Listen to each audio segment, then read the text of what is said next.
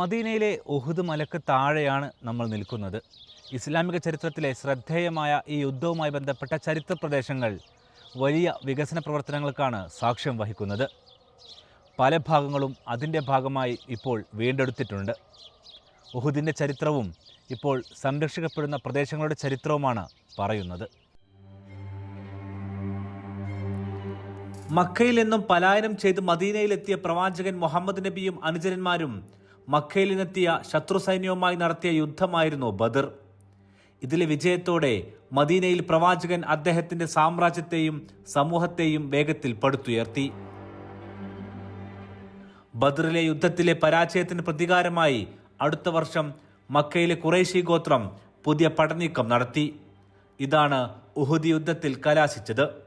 ഉഹുദ് യുദ്ധഭൂമി ചരിത്രത്തിലെ ഏറ്റവും വലിയ മാറ്റത്തിലാണ് നിലവിൽ. വരുന്നവർക്കെല്ലാം ഉഹുദിന്റെ ഓരോ ചരിത്രവും മനസ്സിലാകുന്ന തരത്തിലാണ് മാറ്റം. അതിൽ ഏറ്റവും പ്രധാനപ്പെട്ട മസ്ജിദുൽ ഫസഹ് ഉൾപ്പെടെ പുതിയ രൂപത്തിലേക്ക് മാറിക്കഴിഞ്ഞു. അതിന്റെ ചരിത്രത്തിലേക്ക് പോകുമ്പോൾ ഉഹുദ് യുദ്ധം എന്താണെന്ന് കൂടി അറിഞ്ഞിരിക്കണം. ഈ പള്ളിയും കുന്നും കാണുന്ന പ്രദേശമായിരുന്നു ഉഹുദ് യുദ്ധഭൂമി. ഹിജ്റ വർഷം 3 അഥവാ ക്രിസ്തുവർഷം 625 മാർച്ച് 23 ഉഹുദ് യുദ്ധം. മക്കയിലെ ശത്രു സൈന്യം വന്നത് അബൂ സുഫിയാൻ എന്ന പ്രമുഖന്റെ നേതൃത്വത്തിൽ. അദ്ദേഹത്തോടൊപ്പം ഖാലിദ് ബിൻ വലീദ് ഉൾപ്പെടുന്നവരുടെ നേതൃത്വത്തിൽ 3000 കാലാൾപ്പടയും 200 അശ്വഭടന്മാരും. അവരെ കാത്ത് പ്രവാചകന്റെ സൈന്യം മദീന പട്ടണത്തിന്റെ പുറത്തുള്ള ഉഹുദ് മലയടിവാരത്തിൽ പ്രതിരോധത്തിന് സജ്ജമായി കാത്തിരുന്നു. പ്രവാചക പക്ഷത്ത് ആകെയുള്ളത് 1000 കാലാൾപ്പടയടങ്ങുന്ന സൈന്യം. ഈ പള്ളിയുടെ പശ്ചാത്തലത്തിൽ കാണുന്ന വലിയ ഉഹുദ് മലനിരകളിൽ അവർ തമ്പടിച്ചു. മലയുടെ പിന്നിൽ നിന്നും ശത്രു സൈന്യത്തിന്റെ ആക്രമണം അവർ പ്രതീക്ഷിച്ചിരുന്നു. ഇത് തടയാനായി കുറച്ചു അമ്പെയ്ത്തുകാരെ പ്രവാചകൻ ഉഹുദ് മലയോട് ചേർന്നുള്ള കുന്നിന് മുകളിൽ വിന്യസിച്ചു. ഇന്നിപ്പോൾ മദീനയിലെത്തുന്ന സന്ദർശകർ കയറുന്നത് ജബൽ റൂമ എന്നറിയപ്പെടുന്ന ഈ കുന്നിലാണ്. ഏത് ഘട്ടത്തിലായാലും അറിയിപ്പില്ലാതെ ഈ കുന്നിൽ നിന്നും താഴെ ഇറങ്ങരുതെന്നായിരുന്നു പ്രവാചകന്റെ അറിയിപ്പ്. യുദ്ധം തുടങ്ങി. തയ്യാറെടുപ്പ് കൊണ്ട് സജ്ജമായി നിന്ന ഇസ്ലാമിക സൈന്യത്തിന് മുന്നിൽ ശത്രു സൈന്യം ചിതറി. അവർ പിന്മാറി തുടങ്ങി. ഇതോടെ യുദ്ധം അവസാനിച്ചെന്ന് കരുതി യുദ്ധം മുതൽ സംഭരിക്കാൻ കുന്നിന് മുകളിൽ നിർത്തിയ സൈന്യത്തിൽ ചിലർ താഴേക്കിറങ്ങി. പ്രവാചക അനുചരനും ഇവരുടെ ചുമതലയുമുണ്ടായിരുന്ന അബ്ദുള്ള ബിൻ ജുബൈർ സുഹാബി ഇവരോട് പ്രവാചകന്റെ കൽപ്പന ഓർമ്മിപ്പിച്ചെങ്കിലും പലരും കേട്ടില്ല. ഇതോടെ ശത്രുക്കൾക്ക് പിന്നിൽ നിന്നും ആക്രമിക്കാനുള്ള വഴി തെളിഞ്ഞു. മക്കക്കാരുടെ പടനായകൻ ഖാലിദ് ബിൻ വലീദ് സൈന്യവുമായി ഈ ഭാഗത്തുകൂടെ വളഞ്ഞുവന്ന് മുസ്ലിങ്ങളെ പിന്നിൽ നിന്നും ആക്രമിച്ചു. അപ്രതീക്ഷിത ആക്രമണത്തിൽ മുസ്ലിം സൈന്യം ഛിന്നഭിന്നമായി. പ്രവാചകന് വരെ പരിക്കേൽക്കുകയും ചെയ്തു. അദ്ദേഹം വധിക്കപ്പെട്ടു എന്ന് കിംവദന്തിയുണ്ടായി. പിന്നീട് മുസ്ലിങ്ങൾ ഖുറൈശികളെ തുരത്തി. എങ്കിലും മുസ്ലിങ്ങൾക്ക് കനത്ത നഷ്ടമുണ്ടായി. 70ഓളം മുസ്ലിങ്ങൾ ഈ യുദ്ധത്തിൽ വധിക്കപ്പെട്ടു. യുദ്ധത്തിൽ രക്തസാക്ഷികളായവരെ ഈ യുദ്ധഭൂമിയിൽ തന്നെ ഖബറടക്കി. ബദറിൽ ഇസ്ലാമിക പക്ഷത്തിന്റെ തീപ്പന്തമായിരുന്ന പ്രവാചകന്റെ പിതൃ സഹോദരൻ ഹംസ ബിൻ അബ്ദുൽ മുത്തലിബ്. അദ്ദേഹത്തിന്റെ രക്തസാക്ഷിത്വം മദീനയിലെ ഇസ്ലാമിക സമൂഹത്തിന്റെ ഉള്ളിലെ കനലായി മാറി. ഉത്ബ ഇബ്നു റബീഅയെ വധിച്ചത് സ്വഹാബിയായിരുന്ന ഹംസയാണ്. ഉത്ബയുടെ മകനായ അൽ വലീദും ബദറിൽ കൊല്ലപ്പെട്ടിരുന്നു. ഉത്ബയുടെ കുടുംബത്തിൽ പിന്നീട് അവശേഷിച്ചത് ഹിന്ദ് എന്ന മകൾ മാത്രമാണ്. ബദർ യുദ്ധത്തിൽ മക്ക സൈന്യത്തെ വെള്ളം കുടിപ്പിച്ച ഹംസ ബിൻ അബ്ദുൽ മുത്തലിബിനെ വകവരുത്തണമെന്നത് മക്കക്കാരുടെ പ്രതിജ്ഞയായിരുന്നു. ആ വാശിയോടെയാണ് ബദറിൽ നിന്നും ശത്രുപക്ഷത്ത് പ്രധാനിയായ ഉമയ്യത്തും സംഘവും മടങ്ങിപ്പോയത്. പിതാവും സഹോദരനും കൊല്ലപ്പെട്ടതോടെ ഉത്ബയുടെ മകൾ ഹിന്ദും അതുതന്നെ പ്രഖ്യാപിച്ചു. ഒടുവിൽ ഉഹുദ് യുദ്ധത്തിൽ യുദ്ധത്തിന്റെ ചട്ടങ്ങൾ ലംഘിച്ച് വഹ്ഷി എന്ന അടിമയെ ഉപയോഗിച്ച് പിന്നിൽ നിന്നും ചാട്ടുളി കൊണ്ട് എറിഞ്ഞു വീഴ്ത്തിയാണ് ഇസ്ലാമിലെ ധീരനായിരുന്ന ഹംസ ബിൻ അബ്ദുൽ മുത്തലിബിനെ വധിച്ചത്. അദ്ദേഹത്തിന്റെ ഖബറാണ് ഈ കെട്ടിനകത്ത് മധ്യഭാഗത്തായി കാണുന്നത്. ഇദ്ദേഹത്തിന്റെ ശരീരം ഹിന്ദിന്റെ നേതൃത്വത്തിൽ ശത്രുക്കൾ വികൃതമാക്കിയെന്നും ഇസ്ലാമിക ചരിത്രം പറയുന്നു. മരണത്തിൽ അവസാന വാക്കായി ഹംസ റളിയല്ലാഹു അൻഹു പറഞ്ഞത് ഞാൻ അള്ളാഹുവിൻ്റെ സിംഹമാണെന്നായിരുന്നു. മരണത്തോടെ പ്രവാചകൻ അദ്ദേഹത്തെ സയ്യിദു ശുഹദ അഥവാ രക്തസാക്ഷികളുടെ നേതാവെന്ന് വിശേഷിപ്പിച്ചു.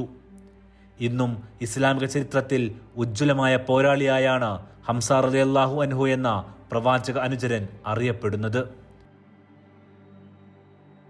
നബിയുടെ പിതൃവ്യൻ കൂടിയായിരുന്ന ഹംസ ബിൻ അബ്ദുൽ മുത്തലിബിന് പുറമെ ഇസ്ലാമിലെ അക്കാലത്തെ പ്രമുഖരായ 70ഓളം സ്വഹാബികളാണ് ഇവിടെ രക്തസാക്ഷികളായത്. അവരെല്ലാം ഇവിടെ അന്ത്യവിശ്രമം കൊള്ളുന്നു. യുദ്ധത്തിൽ പരിക്കേറ്റ് പിന്നീട് മരണപ്പെട്ടവരെ മദീനയിലെ ജന്നത്തുൽ ബഖീയിലാണ് മറമാടിയത്. ഉഹുദ് പ്രദേശത്തിന്റെ ഓരോ ചരിത്രവും വിശദമായും അത്യാധുനിക സംവിധാനങ്ങൾ ഒരുക്കിയും എത്തുന്ന ഓരോരുത്തർക്കും പഠിക്കാൻ പാകത്തിൽ ഇപ്പോൾ ഉഹുദിനെ മാറ്റിയിട്ടുണ്ട്. ഇക്കാര്യം നേരത്തെ സൗദി സ്റ്റോറി പറഞ്ഞിരുന്നു. ഇതിൽ ഏറ്റവും വലിയ മാറ്റം വന്ന മറ്റൊരു പ്രദേശം ഉഹുദ് ചരിത്രത്തിന്റെ ഭാഗമായ ഒരു കുന്നിൻ ചെരിവാണ്. ഉഹുദ് യുദ്ധഭൂമിയുടെ എതിർവശത്ത് 700 മീറ്റർ അകലെയാണ് ഈ പ്രദേശം. പ്രവാചകൻ മുഹമ്മദ് നബിക്ക് ഏറ്റവും അധികം പരിക്കേറ്റ യുദ്ധമായിരുന്നു ഉഹുദ്. റസൂൽ വധിക്കപ്പെട്ടു എന്നുവരെ യുദ്ധത്തിനിടെ കിംവദന്തി പരന്നിരുന്നു. പരിക്കേറ്റ് മുൻ പല്ലിൽ നിന്നും കാൽമുട്ടിൽ നിന്നും ചോര പൊടിഞ്ഞു. പരിക്കേറ്റ പ്രവാചകരെ അവസാന നിമിഷം ഉഹുദിലെ ഈ ഗുഹക്കകത്താണ് ഒളിപ്പിച്ചത്. ഇതിന് തൊട്ടു താഴെയാണ് ചരിത്രത്തിന്റെ ഭാഗമായ മറ്റൊരു പള്ളി ഇപ്പോൾ വീണ്ടെടുത്തത്.